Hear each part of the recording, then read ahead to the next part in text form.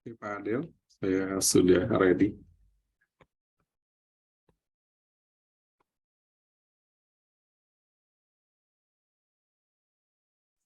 Dapat kita mulai, Pak, izin. Ya, boleh. Cek sound, suara saya jelas nggak ya? Jelas Bapak di sini, Pak. Oke, Baik, teman-teman sekalian, untuk dapat mengaktifkan videonya, mohon izin eh, duduk siap, gerak, lapor, Angkatan 1, COP Analis Keimigrasian tahun 2022, jumlah 31, hadir 16, siap mengikuti kegiatan. lanjutkan. Lanjutkan, istirahat di tempat, gerak. Ya, selamat siang semua rekan-rekan. Selamat siang, Pak. Ya, selamat siang. Semuanya cek sound sekalian ya. Apakah suara saya jelas atau enggak? Nanti berikutnya lagi karena ini bukan diklat, Pak Adel selaku ketua kelas nggak usah laporan deh, langsung aja sebagai pengantar. Siap, Bapak, izin, Pak. Ya. Jadi ini lagi bukan diklat, nggak ada ini apa, nggak terlalu formal. Karena seingat saya forum COP itu dibentuk hanya sebagai komunitas community of practice aja. Jadi lebih banyak obrol-obrol, tidak terlalu serius dan juga lebih banyak diskusinya kan, lebih banyak diskusinya, menggali ide-ide ya. Mungkin ada yang kurang dari apa yang sedang berlaku saat ini, apa yang sedang dijalankan saat ini. Tentunya salam kenal buat semuanya. Ada Pak Agustinus, ada Pak Andi Agus, ada Pak Alfian, ada Pak Aditya, Ibu Amanda, Pak Adi Prawira, Pak Alfred, dan seterusnya. Sesuai dengan tema yang diberikan oleh rekan-rekan hari ini, kita membicarakan mengenai visa second home ya. Siap, Bapak. Betul. Oke, visa second home ya. Mungkin kita sambil ngobrol-ngobrol dulu, kita lihat dulu siang satu ini ya. Bentar. Saya akan coba tampilkan rekan-rekan sekalian. Oh, saya belum dikasih akses untuk partisipan screen sharing. Ya, mungkin perlu dibuka akses dulu sepertinya.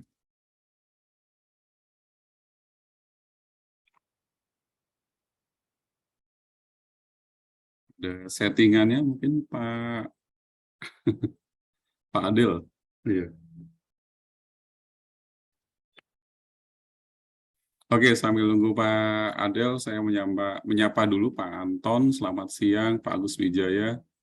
Eh, Ibu Arta ya, Margaret ya. Salam kenal ya, Ibu Arta. Mungkin eh, ini pertama kali kenal dengan rekan-rekan, ada Pak Asbeni, Ibu Anita, ya tentunya dengan ketua kelas juga langsung, Pak Adel, Aditya Bella, Pak Aditya Bella. Saya belum tahu ada di mana sekarang rekan-rekan sekalian. Sepertinya beragam ini dari Sumatera ya, sepertinya ya. Kalau lihat, oke. Oh iya, ada Karim. Oh, Tanjung Uban. Berarti ada yang pernah ketemu ya, Pak Ade Kasenda, Pak Adi, dan seterusnya. Oke. Sudah bisa akses sharing?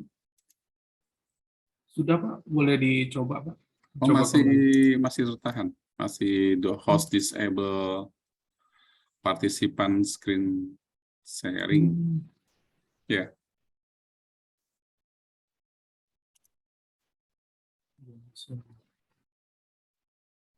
Adi Pragan.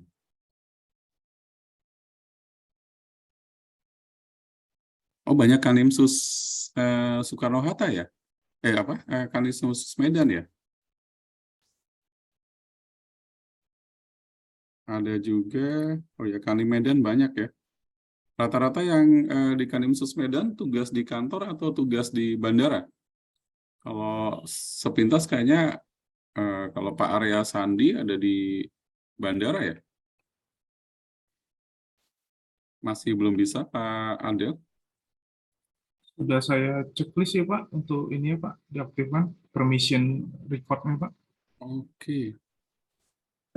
Ya, belum Masih bisa. belum bisa. Apa ya? Biasanya dari yang membuat ini. Sudah aktif sih.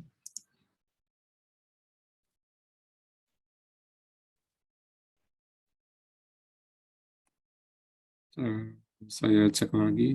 Sudah bisa. Oke, Siap. sudah bisa. Kita lihat dulu ya. Jadi, sebentar. Saya cek sound, suaranya ada nggak ya?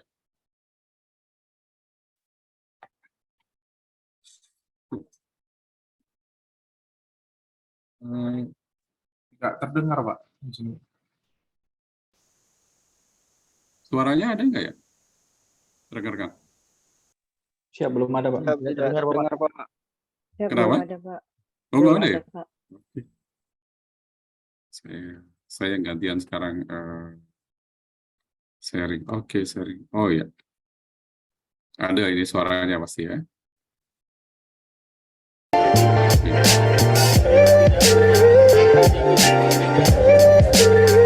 Oke, terima rekan-rekan semua ya, suaranya ada ya.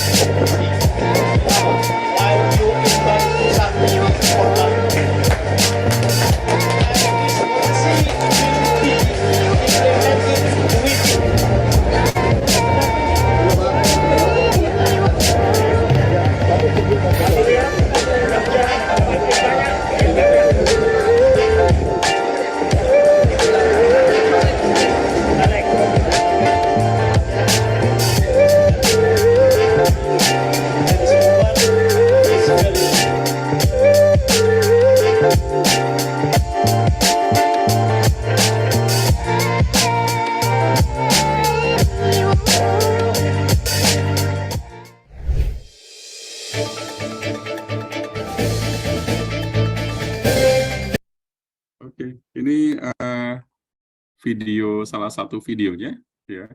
Tadi teman-teman melihatnya dari gambar, tapi suaranya tidak terlalu tidak terlalu menjelaskan, tapi bisa membaca. Saya sekarang sharing video yang lain ya.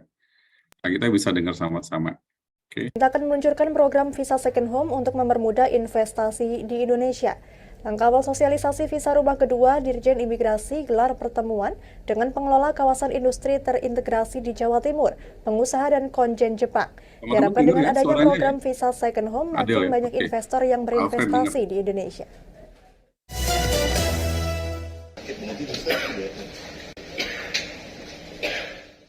Dalam waktu dekat, pemerintah akan meluncurkan program Visa Second Home atau visa rumah kedua untuk warga negara asing. Visa Second Home ini untuk mempermudah WNA melakukan investasi di Indonesia. Ditjen Imigrasi melakukan sosialisasi kepada pengelola kawasan industri terintegrasi di Jawa Timur, pengusaha dan konjen Jepang di Surabaya. Program visa khusus ini diberikan untuk mendorong peningkatan investasi asing di Indonesia. Dengan Visa Second Home ini, WNA bisa tinggal di Indonesia lebih lama dari 5 hingga 10 tahun.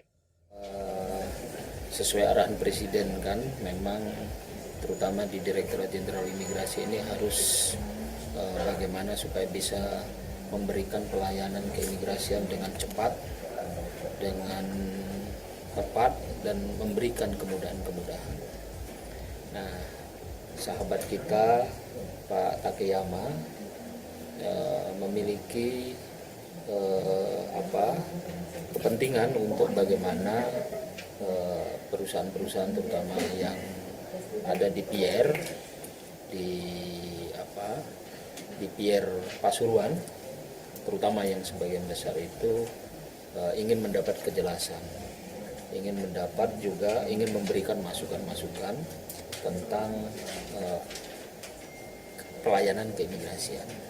Dan hari ini kebetulan juga beberapa langkah quick win kebijakan keimigrasian yang sedang kita pacu untuk menindaklanjuti arahan Presiden itu supaya bisa investasi dari luar itu terutama dari Jepang itu bisa dapat terus berkembang meningkat di sini. Konsulat Jenderal Jepang di Surabaya, Takeyama Kenichi, menyambut baik program visa second home ini. Di Jawa Timur ada 135 tenan investor Jepang dan banyak yang ingin tinggal lebih lama di Indonesia. Supaya meningkatkan investasi atau perdagangan antara Jepang dan Jawa Timur. Kalau menurut kami ada sedikit sedikit ada hambatan untuk meningkatkan perdagangan atau investasi. Jadi saya memberikan masukan kepada beliau. Jadi saya diberikan kesempatan seperti ini, saya mengucapkan terima kasih. Dengan adanya program second home visa tadi, sampai saat ini kami belum mendapat informasi yang hari ini. Kami nanti akan baru dapat. Tapi warga Jepang yang banyak sebetulnya ingin sekali tinggal di sini setelah pensiun. Jadi ini mungkin bagi banyak warga Jepang ini kabar gembira bagi mereka. Oke, siap. Dengan meningkatnya investasi asing diharapkan berdampak positif bagi perekonomian Indonesia. Lapangan pekerjaan juga akan semakin banyak hingga bisa mengurangi angka pengangguran dan kemiskinan. Dari Surabaya, Sultan As-Sauki, Lingkar TV, melaporkan. Tonton siaran Lingkar melalui aplikasi Lingkar TV di Play Store dengan cara ketik Lingkar TV. Oke, sepintas tadi kita bisa mengutip ya beberapa catatan positif, respon positif, dan juga tadi kalau rekan-rekan lihat, rekan-rekan perhatikan bahwa komen dari Konsul Jenderal Jepang di Surabaya menyampaikan bahwa banyak sekali warga negara Jepang, kurang lebih 21 ribuan orang ada di Jawa Timur dan memang ingin tinggal di Jawa Timur atau di Indonesia. Disebutkan lagi petiknya itu adalah mereka ingin pensiun di Indonesia. Ya. Nah, rekan-rekan mungkin juga memperhatikan progres perkembangan saat ini. Sebetulnya diskusi ini terlalu awal ya diskusi ini, tapi karena request dari rekan-rekan, kita nggak apa-apa, kita diskusikan aja di sini.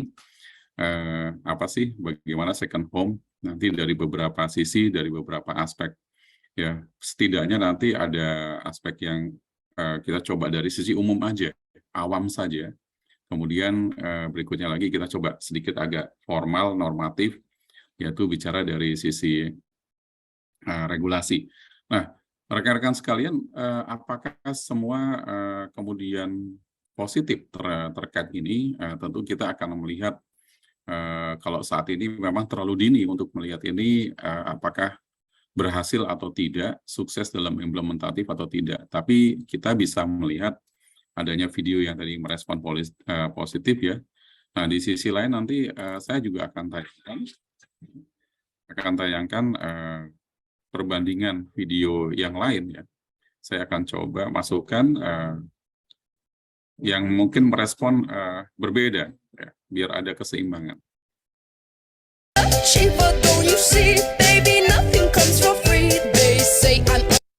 Ya, jadi ini salah satu yang merespon bahwa negara ini harga mati ya gitu. Jadi jangan sampai menjual menjual negara kita. Tapi ini kan bagian kecil-kecil dari video. Nah, ada lagi nggak yang kira-kira mempunyai potensi kerawanan lain? Ya, saya akan bagikan lagi video kepada rekan-rekan sekalian agar melengkapi kira-kira pengayaan kita bersama. Oke. Ya. Tadi ini ya, suaranya ya, rekan-rekan sekalian ya.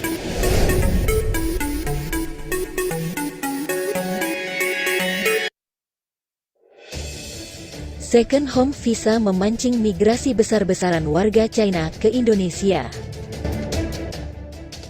Kebijakan second home visa dianggap sangat berbahaya dan mengancam stabilitas negara karena akan terjadi migrasi besar-besaran warga negara asing, WNA.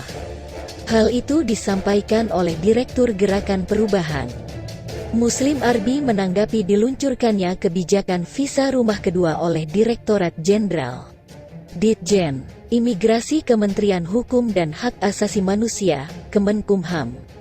Pada kebijakan tersebut, orang asing atau mantan warga negara Indonesia, WNI, dapat tinggal selama 5 atau 10 tahun dan bisa melakukan berbagai macam kegiatan, seperti investasi dan kegiatan lainnya. Kebijakan pemerintah Jokowi melalui Ditjen Imigrasi dengan menerbitkan second home visa sangat berbahaya karena akan terjadi migrasi besar-besaran warga China dan mengancam stabilitas negara, ujar Muslim kepada kantor berita politik Ermol, Jumat, tanggal 28 Oktober tahun 2022.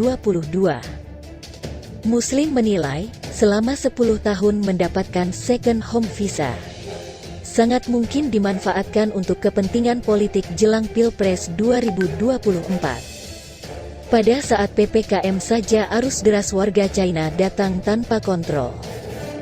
Apalagi diberi second home visa. Jokowi dicurigai punya agenda sendiri dengan terbit visa ini, kata Muslim. Selain itu, terbitnya visa tersebut menjadi pembenaran isu serbuan warga China bisa mencapai ratusan juta orang, mengingat penduduk China mencapai 1,4 miliar. Ada isu bahwa warga China yang sudah keluar dari negaranya akan dihapus data kependudukannya. Dengan demikian, warga tersebut akan berusaha menjadi WNA di negara yang mereka datangi. Jelas Muslim. Bahkan, Muslim menduga, hal tersebut merupakan trik pemerintah Xi Jinping untuk mengurangi beban pemerintah dan negaranya, serta mempunyai kepentingan terselubung untuk ekspansi ke seluruh dunia. Jokowi harus membatalkan second home visa ini, karena ini berbahaya bagi masa depan bangsa dan negara. Apa Jokowi boneka China dan agen Xi Jinping, pungkas Muslim? Dugaan Demokrat, second home visa muncul karena khawatir IKN mangkrak. Kebijakan second home visa yang dikeluarkan pemerintah untuk orang asing atau mantan warga negara Indonesia, WNI, dapat tinggal selama 5 atau 10 tahun dan melakukan berbagai macam kegiatan, menuai kritik. Deputi Balitbang DPP Partai Demokrat Syahrial Nasution menilai kebijakan second home visa yang dikeluarkan pemerintah tersebut tidak dipersiapkan secara komprehensif untuk kepentingan negara di masa depan, melainkan muncul atas dasar kepentingan kekuasaan. Memaksakan kebijakan karena khawatir proyek IKN, ibu kota negara, mangkrak, kata Syahrial saat berbincang dengan kantor berita politik RMOL beberapa saat lalu di Jakarta. Jumat, tanggal 28 Oktober tahun 2022. Menurut Syahrial, dengan adanya kebijakan itu semakin mudah disimpulkan bahwa sejak awal proyek IKN memang tidak dikaji dan dipersiapkan secara matang oleh pemerintah. Itu hanya proyek ambisius tanpa mempertimbangkan beban dan risiko lainnya yang justru berdampak kepada kesulitan rakyat. Sulit juga memperoleh nalarnya. Dikala seluruh negara di dunia bersiap menyelamatkan diri dampak resesi ekonomi, pemerintah malah mengeluarkan kebijakan yang seolah-olah ekonomi dunia sedang baik-baik saja. Sesalnya.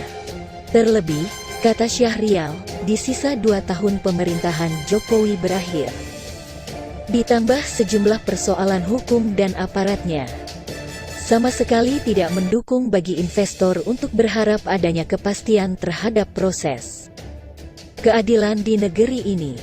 Syahrial menambahkan, jika ditinjau dari perspektif politik, kebijakan second home visa di akhir-akhir kepemimpinan Jokowi tentu menyisakan tanda tanya besar, apalagi menjelang pemilu 2024. Dari sudut pandang politik, kebijakan second home visa yang dikeluarkan di ujung kekuasaan Presiden Jokowi dan menjelang pemilu 2024 memunculkan kecurigaan.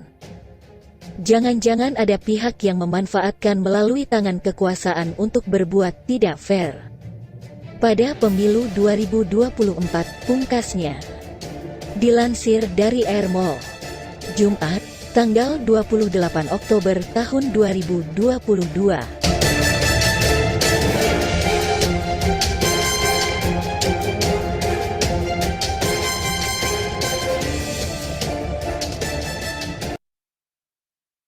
Oke, sudah cukup ya videonya, ada berapa video terkait ini. Kita agak rileks aja, rekan-rekan sekalian. Besok baru rencana akan adanya sosialisasi dari Direktorat Jenderal Imigrasi.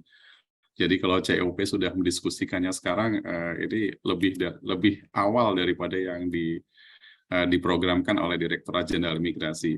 Karena temanya adalah atau kelasnya Community of Practice, maka kita di sini hanya sekedar menambah pengayaan kita bersama saja. Nah, saya sekarang masuk kepada rekan-rekan sekalian. Saya akan sharing bagaimana sih sebetulnya kalau dari aspek lainnya ya. Nanti ada video ya, tapi kita bisa melihat sekarang. Oke. Nah, sudah muncul di rekan-rekan semuanya ya. Gambarnya sudah jelas, Pak Angga Wijaya? Siap, sudah jelas Bapak. Oke. Jadi, maaf ini Pak Adel dan teman-teman menyiapkan ini cepat sekali, hanya kurang lebih 1,5 jam habis perjalanan tadi. Tapi ya sudah, nggak apa-apa, karena buat rekan-rekan. Nah, ini sepintas, belum apa-apa, cukup banyak yang bertanya pada saya. Saya juga pikir mungkin karena kolega-kolega, karena teman-teman semuanya, kolega ini sebagian tahu kalau dulu memang saya pernah berkecimpung di bidang peraturan perundang-undangan. Jadi belum apa-apa sudah menanya, ini jaminan 2 miliar apakah akan diblokir ya? Sebentar, akan diblokir ya?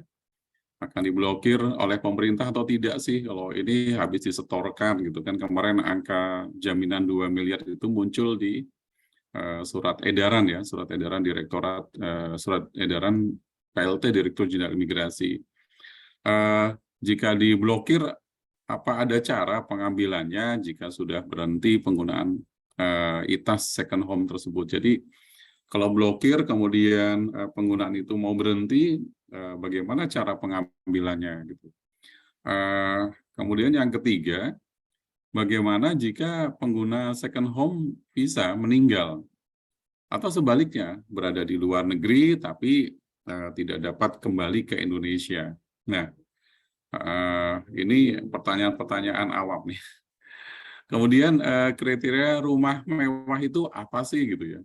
Nilai objeknya atau tampang rumahnya gitu loh. Karena dikembalikan properti mewahnya itu kalau kita sama-sama membaca di surat edaran pelaksana tugas Direktur Jenderal itu disebutkan menurut kriteria oleh Kementerian Agraria. Nah, Kementerian Agraria.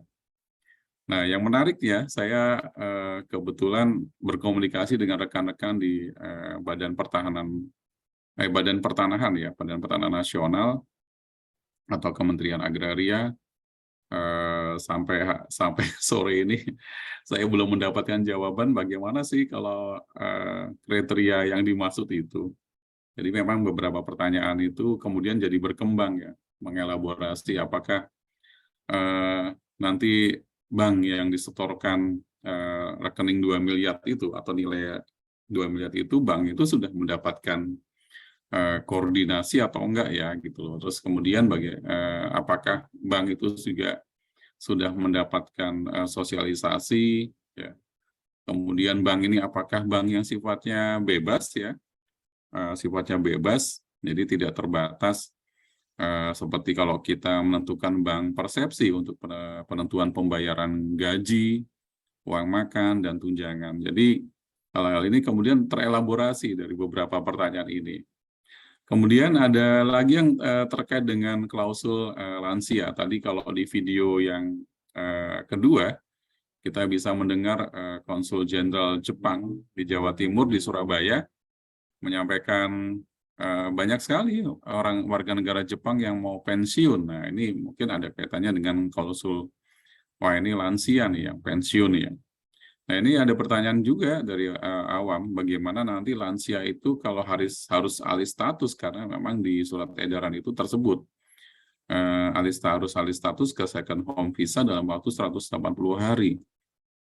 Ya, pertanyaannya, bagaimana jika baru saja diproses izin tinggal tetap 5 tahun atau baru saja dilakukan perpanjangan sekali tapi untuk berlaku seumur hidup, apakah harus proses ulang dan membayar kembali? Nah, kemudian juga jika membayar lagi harus membayar bagaimana status hukumnya jika pembayarnya ke negara kembali sedangkan izin tinggalnya belum berakhir. Wah ini ternyata banyak sekali yang merespon orang secara awam ya, ini secara awam. Memang menarik lah gitu ya. Nah menarik. Ini ada juga kita bisa lihat ya apa namanya respon di beberapa media ya, beberapa media. Ini seperti di Manggarai Barat ya.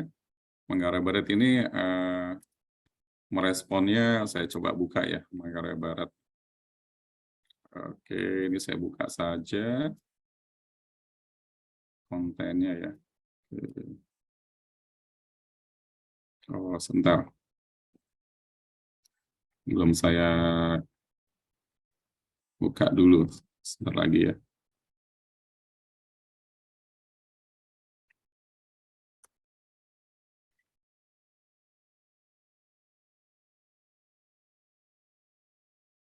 Ya, saya coba share kepada rekan-rekan bagaimana kalau di Manggarai Barat sebenarnya. Nah, ini belum apa-apa di Manggarai Barat mengungkap, ini dari Astindo nih, Asosiasi Pariwisata Manggarai Barat, mengungkap efek negatif second home. Teman-teman tahu Manggarai Barat di mana? Ya, pasti di NTT ya. Nah, kalau mungkin mendengar Manggarai Barat nggak terlalu familiar ya, tapi sekarang bisa dibilang fenomena baru pariwisata. Jadi kalau pariwisata misalnya Pak Adel Hafiz ini di Kanim Dabo Singkep, kalau nyebrang ke Batam ini pariwisatanya tinggi sekali sekarang kan, sudah normal lagi. Jadi saya spesialis menyiapkan normal, situasi new normal. Setelah pariwisata sudah oke, jalan, baru saya geser ke Nusa Tenggara Timur. Di sini ada pariwisata baru. Nah, teman-teman pasti dengar yang namanya Labuan Bajo. Ya, Labuan Bajo. Kalau Bali sudah mulai bukan ditinggalkan, Bali sudah terlalu sesak. Kemudian Lombok juga sudah mulai sudah cukup sesak. Sekarang beralih ke Labuan Bajo. Nah, Labuan Bajo ini seperti Bali. Kalau teman-teman datang ke Labuan Bajo, biaya hidupnya tinggi sekali di sini karena memang semuanya serba turis. Ya, sampai kemarin ada satu event yang melibatkan Bapak Menteri tidak jadi karena terlalu tinggi budgetnya di sana. Nah ini Astindo ya, Astindo ini menyampaikan second home. Ya, ini khawatir nih, Ketua Asosiasi menyampaikan kekhawatiran memberikan efek negatif. Nanti adanya persaingan jasa wisata di Labuan Bajo yang sebagian besar dimiliki asing. Teman-teman, saya juga termasuk yang khawatir juga. Kalau di Bali itu sudah banyak sekali asing, ya di Lombok sudah banyak sekali asing. Di Labuan Bajo ternyata sudah seperti Bali. Ya, saya karena di Nusa Tenggara Timur, NTT itu kan singkatannya kalau zaman dulu itu nanti Tuhan tolong katanya NTT. Jadi nanti Tuhan tolong gitu. Tapi kalau sekarang NTT itu adalah New Tourism Territorial. Jadi New Tourism Territorial ya. Beberapa tahun terakhir karena Labuan Bajo yang angka wisatanya tinggi. Ya, belum lagi fenomena pos lintas batas negara kan ada di NTT sekarang karena calon 6 pos lintas batas negara ya PLBN. Ya, kalau dulu dengan rekan-rekan di Kanim Tanjung Uban dan rekan-rekan di Kepulauan Riau, kita bicara pos pelintasan ya, pos pelintasan dengan negara tetangga di sini sama juga. Ya, jadi kembali ke sini jasa efek negatif ya akan memberikan efek negatif terkait dengan persaingan jasa wisata. ya. Dan mereka yang berhubungan dengan para wisatawan itu adalah si travel agent yang justru dimiliki oleh wisatawan itu sendiri, ya. Nah, ini mereka mengkhawatirkan mengenai kebijakan ini, ya. Seperti contoh ya, profesi fotografer saja di Labuan Bajo itu banyak sekali yang dari Rusia, ya. Jadi mereka mengkhawatirkan ini, dan saya sudah menyaksikan langsung ternyata banyak perkawinan campuran warga negara Rusia, bukan banyak ya, sudah menemukan beberapa perkawinan campuran Rusia yang dialih statuskan ya di sini di Labuan Bajo ya. Ini terkait dengan terkait dengan berita yang ada di Labuan Bajo ya. Saya akan membuka satu berita lagi ya sebagai pembanding rekan-rekan sekalian. Ya. Oke, saya buka. Nah, ini dari Dispar ya. Dari Dispar Bali ya.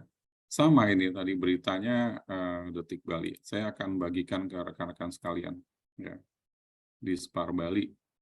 Ya, apa sih yang mereka minta? Jadi sama sebuah kekhawatiran juga sih pada intinya, garis besarnya. Visa second home terbit di Dispar Bali minta imigrasi selektif ya. Selektif prinsipnya sih memang di Bali itu pariwisata menjadi sebuah keunggulan utama ya. Nah, sekarang kalau dulu wisata, sekarang banyak sekali yang properti dimiliki oleh orang asing di Bali. Kalau bisa dikatakan rekan-rekan dari Bali, kebetulan saya pernah berdinas di Bali, ya di sana menyampaikan rekan-rekan lama, Bali saja Pak Is sudah tergeser sekarang gitu loh.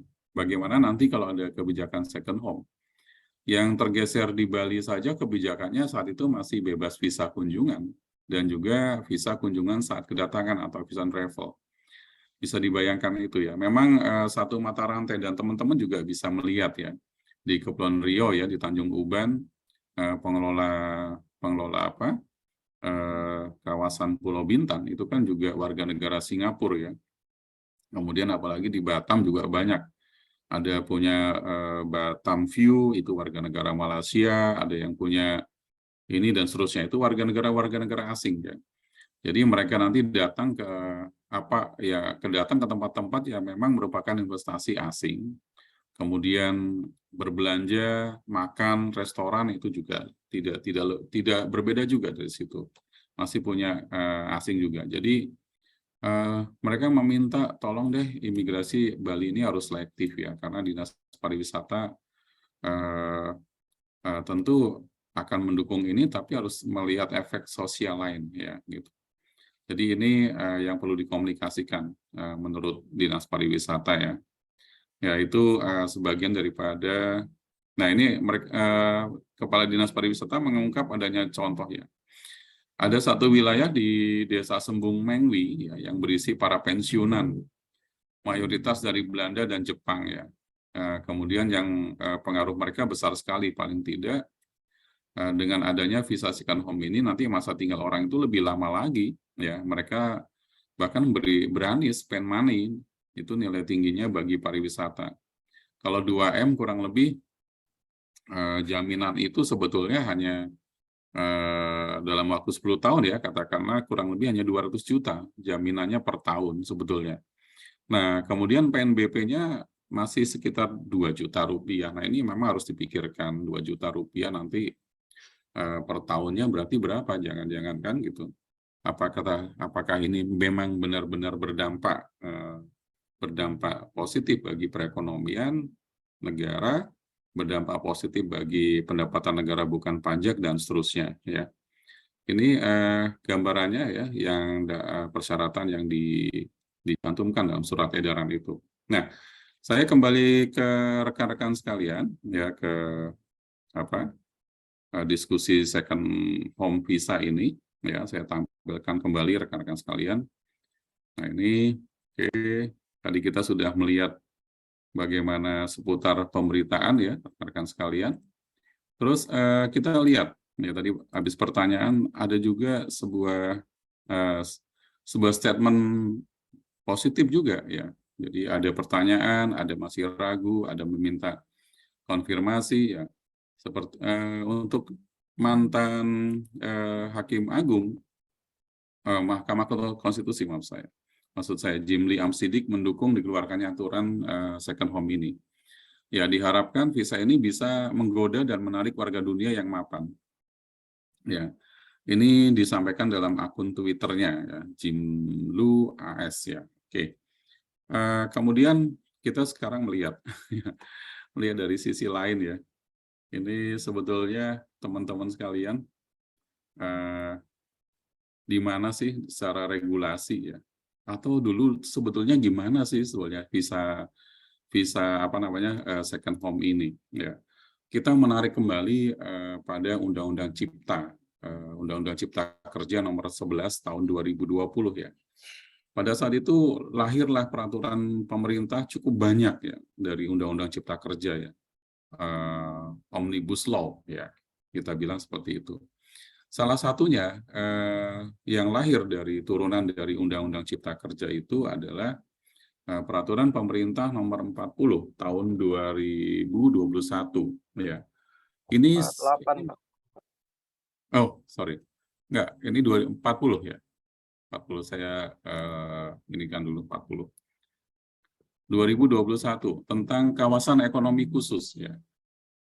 Nah, saya mengajak rekan-rekan tidak melihat PP 48. Nanti saya akan ke PP 48.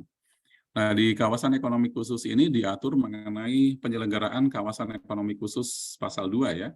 Ini meliputi diantaranya huruf G ini pasal 2 ayat 1 huruf G tentang fasilitas dan kemudahan ya. Fasilitas dan kemudahan ini meliputi apa saja? Nah, dalam pasal 2 ayat 2, ini salah satunya di huruf D berbicara mengenai keimigrasian. Keimigrasian. Nah, rekan-rekan, keimigrasian ini yang dimaksud, teman-teman kelihatan ya, teman-teman ya? Halo? Ya, kelihatan, Pak. Oke, kelihatan ya. Suara saya masih jelas ya, takut karena hujan di sini. Nah, selanjutnya di pasal 125 kita melihat siapa sih penyelenggara di KEK. Di KEK ini administratornya adalah pejabat imigrasi yang ditetapkan oleh menteri yang menyelenggarakan urusan pemerintahan di bidang hukum dan hak asasi manusia. Jadi di kawasan ekonomi khusus ini ada kemudahan, fasilitas dan kemudahan keimigrasian. Ya. Salah satu yang diatur di kawasan ekonomi khusus itu adalah mengenai kegiatan rumah kedua. Jadi di salah satu pasal yaitu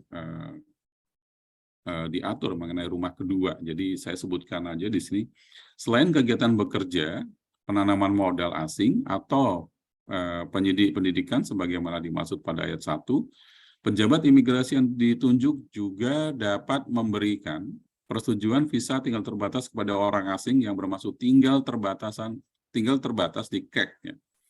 KEK ini untuk rumah kedua atau memiliki rumah di KEK sesuai dengan ketentuan peraturan perundang-undangan. Jadi konsep regulasi yang pernah kita temukan sebetulnya di PP 40 tahun 2021 ini kita temukan pengaturan rumah kedua di kawasan ekonomi khusus. Ya. Ya, story-nya itu awalnya diaturnya untuk kawasan ekonomi khusus ya. Ini yang kita nanti diskusikan ya. Kemudian aturan selanjutnya terkait dengan orang asing pemegang visa tinggal terbatas di KEK diberikan izin tinggal terbatas ya di sini. Ya. Kemudian jangka waktunya paling lama 5 tahun dan dapat diperpanjang ya. Kemudian setiap kali perpanjangan dimaksud pada ayat 1 diberikan paling lama 5 tahun dengan ketentuan keseluruhan izin tinggal di kawasan di wilayah KEK itu tidak melebihi 15 tahun. Ya, jadi 3 kali 5 ya, 3 kali 5 ya. Oke, kemudian di pasal berikutnya lagi kita temukan jejak-jejak rumah kedua ya. Di pasal 133 ya disebutkan tentang orang asing yang bekerja di KEK ya dan telah memiliki izin tinggal terbatas dapat diberikan izin tinggal tetap di sini ya. Kemudian ayat 2-nya wisatawan asing ya yang lanjut usia. Jadi dulu kita mengenal lansia, ya, lansia dan telah memiliki izin tinggal terbatas dapat dialih statuskan menjadi izin tinggal tetap sesuai dengan ketentuan peraturan perundang-undangan. Pertanyaannya, diskusinya, ya, antara rumah kedua dengan wisatawan lanjut usia, ya, wisatawan lanjut usia. Nanti kita akan ketemu, ya. Kemudian aturan turunannya lagi, ya, masih di pasal-pasal ini, ya. Ini di aturan selanjutnya orang asing yang memiliki, ya, memiliki rumah kedua, ya, di sini rumah tinggal atau hunian di KEK pariwisata, maaf. Orang asing yang memiliki rumah tinggal atau hunian di KEK pariwisata. Jadi ini mengkerucut, ya, dari kawasan ekonomi khusus, kemudian turun lagi ke kawasan ekonomi pariwisata, ya. Diberikan izin tinggal terbatas atau izin tinggal tetap bagi orang asing yang telah memiliki izin tinggal terbatas melalui proses alih status keimigrasian dan dilaksanakan sesuai dengan ketentuan peraturan perundang-undangan. Ya, ini jejak-jejak hunian, ya, yang tentang rumah kedua, ya. Nah, saya beralih lagi. Jadi turunannya Undang-Undang Cipta Kerja itu diantaranya yang pertama adalah Peraturan Pemerintah Nomor 40 Tahun 2021, ya, tentang kawasan ekonomi khusus, ya. Kemudian yang kedua kita turun lagi ke PP 41 Tahun 2021 tentang kawasan perdagangan bebas, ya, dan pelabuhan bebas. Jadi penyelenggaraan kawasan perdagangan bebas dan pelabuhan bebas, ya. Di sini mulai kita lihat dari pasal 27, ya. Pengusaha yang melakukan kegiatan usaha di KPBPB, ya, ini, ya, yang saya kotak merah ini, KPBPB ini adalah kawasan perdagangan bebas dan pelabuhan bebas, ya. Diberikan fasilitas dan kemudahan berupa, nah ini salah satunya adalah keimigrasian, ya. Keimigrasian ini masih menyebutkan di daerah kawasan, ya. Kemudian lanjutannya lagi, ya.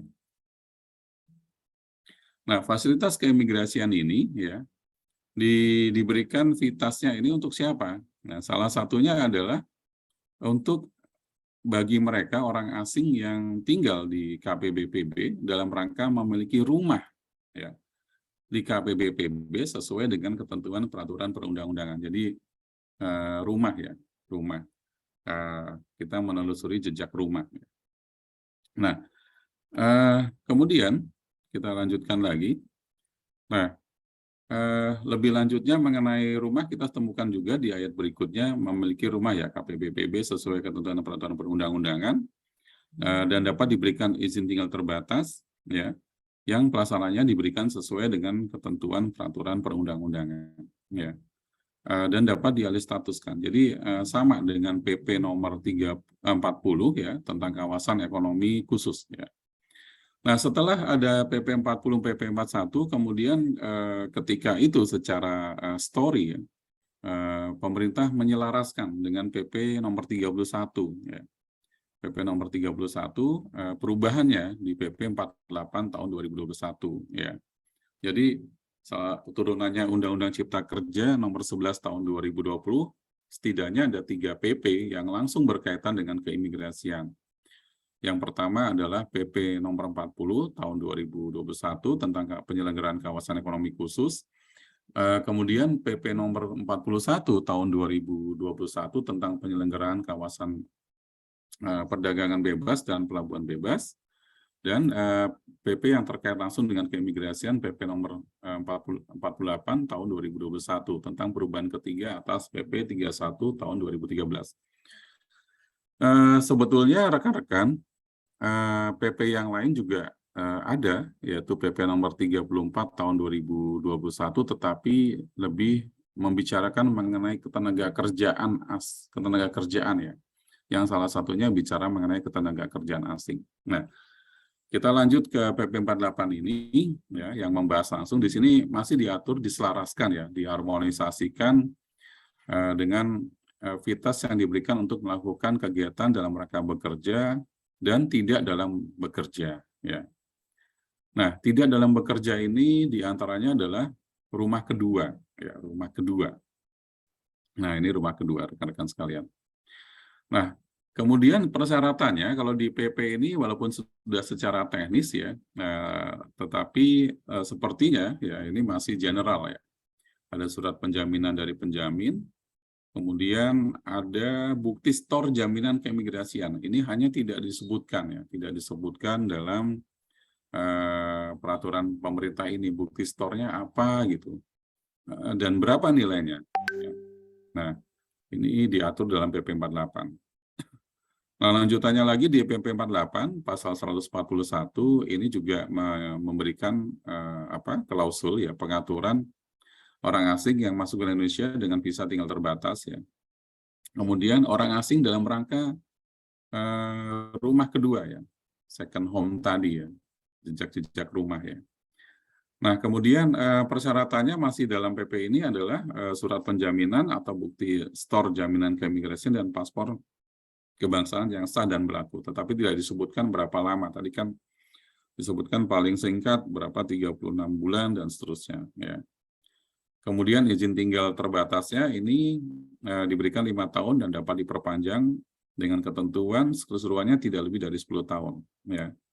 Ini ITAS yang 10 tahun ya, dari PP 40, PP 41, dan PP 48. Ya. Kemudian juga diatur mengenai dapat dialih statuskan ya, ya. Nah, ini dapat dialih statuskan diantaranya adalah dalam rangka melakukan kegiatan rumah kedua ya, melakukan kegiatan rumah kedua. Ya. Alih statusnya diajukan oleh orang asing atau penjamin kepada kantor imigrasi. Ini masih fasilitas rumah kedua. Jadi rumah kedua itu di beberapa jejak itu disebut atau diatur sebagai sebuah fasilitas ya sebetulnya. Ya. Jadi tidak berlaku secara umum sebetulnya, secara general ya. Jadi ada fasilitas-fasilitas yang memang diberikan dan secara kekhususan atau tertentu. Kalau kita melihat atau kita mencermati perjalanan regulasi yang ada. Ya. Nah, ini juga ditegaskan bahwa jaminan keimigrasian itu ada tidak hanya dalam rangka rumah kedua, ya, tapi juga prainvestasi, ya, prainvestasi. Nah, kemudian kita bergerak ke Permenkumham 29 tahun 2021. Tadi ada pernyataan dari Konsul Jenderal Jepang bahwa pensiunan. Kemudian ada muncul di peraturan pemerintah lainnya yang bicara mengenai visa wisatawan lanjut usia. Atau kalau dahulu dikenal dengan visa wisatawan lanjut usia mancanegara. Ya. Nah, di Peraturan Menteri Hukum dan HAM nomor 29 tahun 2021 yang mengatur mengenai visa dan izin tinggal, garis besarnya sama dengan PP tadi, namun saya ingin mengajak ke teman-teman mengenai hal menarik yang mungkin belum tersentuh di sini, yaitu mengenai story ya, sejarah apa yang dicabut di keputusan ini ya, keputusan ini. Jadi ada pengaturan orang asing dalam rangka rumah kedua nih.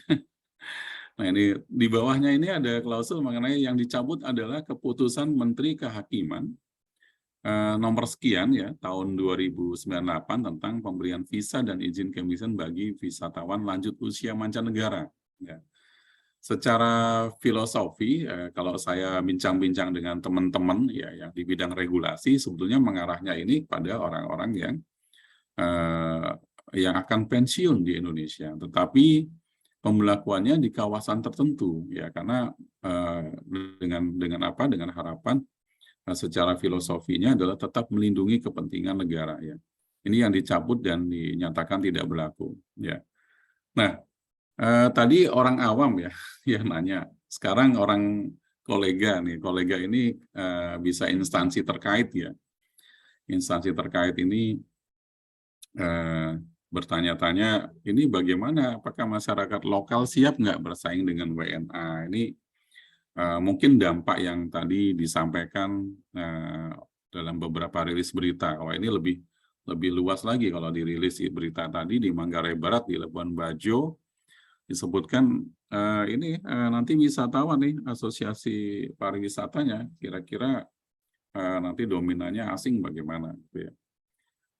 Kalau ini nanti secara umum nih, di luar yang asosiasi pariwisata. Ini semuanya karena rumah kedua dalam pengaturan di surat edaran itu tidak disebutkan di kawasan mana gitu ya. Dia secara umum di Indonesia dengan kategori eksklusif itu di Kementerian Agraria ya. Jadi tidak terbatas pada kawasan. Artinya semua orang Indonesia apakah siap untuk bersaing dengan WNA? Mau tidak mau ya harus siap karena pasal global itu yang statement diskusi dengan kolega. Tapi dampak sosialnya bagaimana? Perlu dikaji nggak gitu ya. Nah, kemudian terkait setor ya. Ini apakah bisa ditarik lagi nggak ya? Atau ini nanti akan terjadi rekening-rekening palsu atau kamuflase. Memang di surat edaran diatur mengenai pembuktian ya. Jika nanti ternyata tidak bisa membuktikan, dapat diputuskan dengan TAK. Nah ini potensi nanti TAK-nya jangan-jangan banyak nih. TAK karena sudah ngajukan terus tidak ditemukan ya. Atau ada penyimpangan lain ya. Jadi kan kita ketika membuat kebijakan mungkin aspek-aspek yang lain kira-kira safety nggak ya.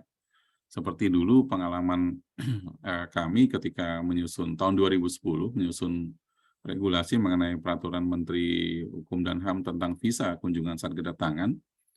Awalnya dulu tidak bisa diperpanjang, hanya 30 hari. Tapi kemudian kita harus perpanjang untuk mencegah penyimpangan di lapangan dan seterusnya. Ya. Rekan kolega lain, ya kementerian terkait juga bertanya, ada nggak sebenarnya negara lain punya policy seperti ini? Oh ada. Ya. Saya ambil contoh di Turki. Di Turki itu kalau seseorang asing ya membeli properti senilai 400.000 US ya dapat kewarganegaraan. Kalau mau izin tinggal saja ya izin tinggal terbatas ya IKOMA ini. IKOMA itu adalah izin tinggal terbatas. Ini cukup membeli rumah senilai 75.000 dolar aja dia akan dapat izin tinggal terbatas ya. Kemudian juga berlaku selama properti atas nama orang tersebut. Jadi memang Turki ini cukup menjadi tujuan destinasi orang asing sekarang. Ya. Untuk di sana, karena dia separuh Turki itu kan masuk Asia, separuhnya masuk Eropa. Ya. Kemudian saya juga mengenalkan mengenai izin tinggal yang bebas, sifatnya bebas ya. Jadi siapapun boleh nih. Cuman mahal sekali nih, yang namanya IKOMA. IKOMA itu izin tinggal, Mumayas itu izin tinggal yang free ya. Ini membayarnya 800.000 real ya untuk mendapatkan ini. Jadi yang di negara lain, termasuk negara tetangga kita, yaitu di Malaysia, itu juga mengenalkan yang namanya permanent resident untuk second home ya. Tapi harganya mahal sekali. Saya lupa harganya, tapi nanti saya akan cari harganya kepada rekan-rekan yang ada di Malaysia. Ya. Kurang lebih kebijakan itu ada. Ya. Dan memang sementara saya baru melakukan perbandingan untuk beberapa negara ya yang saya tampilkan di sini. Ya. Kemudian juga pertanyaan. Sebenarnya masih ada juga yang lain menyampaikan bagaimana Pak Is kalau rumah itu nanti akhirnya pada dibangun semuanya eksklusif ya. Kalau gitu nanti masyarakat